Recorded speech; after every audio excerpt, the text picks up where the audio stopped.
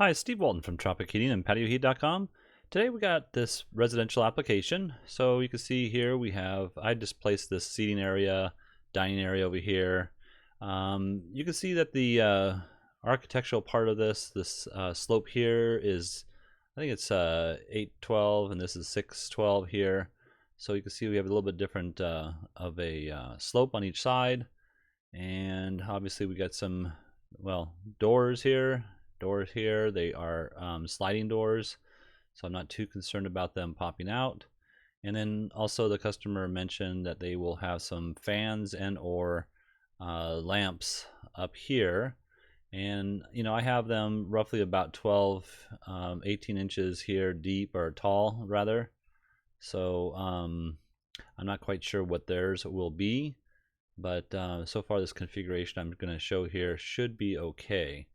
Now, let's go ahead and look at the dimensions. Overall dimensions I have would be 26.4 and overall 19.3. But I'm going to use this 12.9 as my focal point.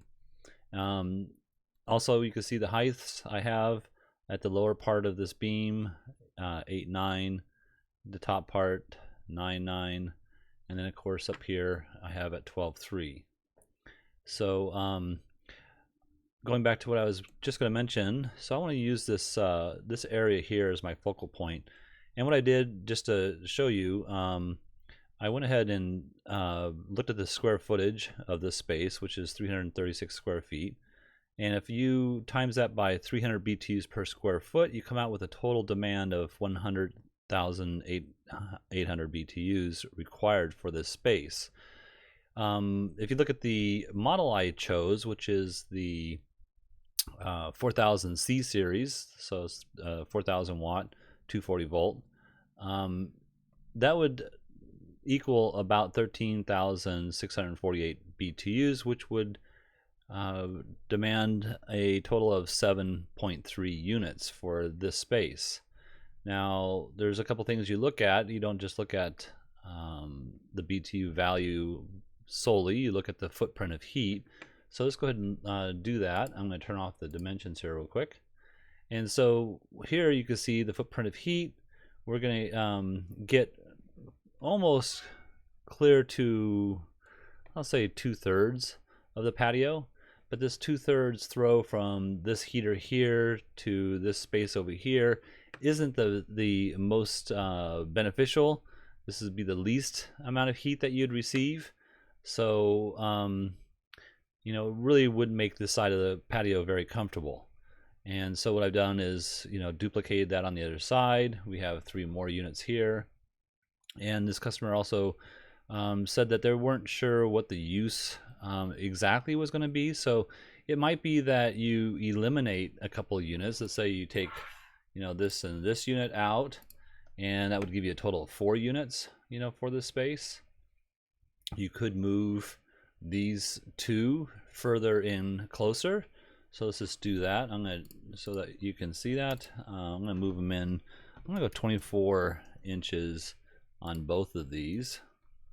So move that 24. So you can see that we're now getting this area here a little bit nicer, and this area here a little bit nicer. So, we could go a little bit more, obviously. And I'll do that. I'm going to go another 12 here, and another 12 on this one here. And now you can see that we're interconnecting some of this ray here in the middle.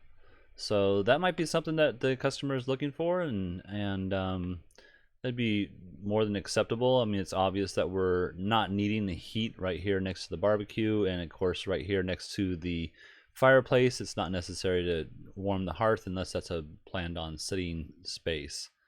So that might be something that works out fine. And again, if you looked at the square footage, if I cut this square footage down by those different dimensions, then we would come up with less units, of course.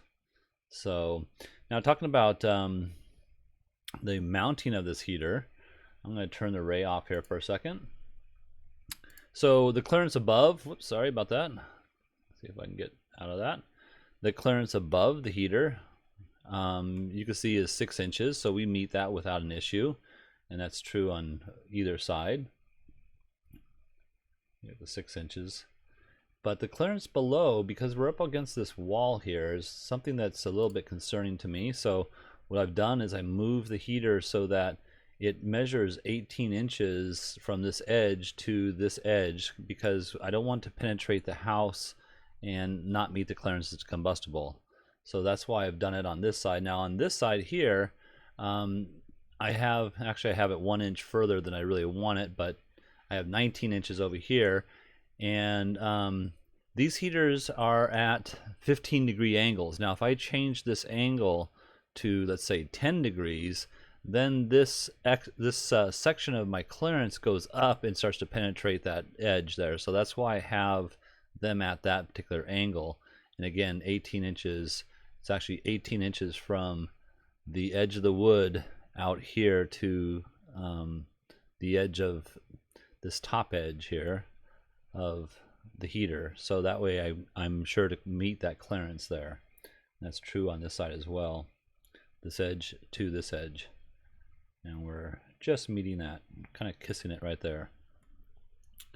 So I think that's all I have for this. I mean, we can go back to the original, placing the other 2 units in there. So that would be a total warmth space of the entire covered space, subtracting this. Now if I wanted to, I could drop the heaters down a little bit and change the angle to 0, let's say, but I would have to have the edge of this heater, the bottom edge of this heater, at the same elevation as the bottom edge of this beam here. So, but if I did that, then I would be able to capture more of this outside edge of the patio. I could probably get pretty much all of it with a 0-degree tilt. And then this one here I'd still leave at that angle. And this is true regardless if you go 6-4 units. It doesn't really matter. So you will have to come up with some kind of mounting up here.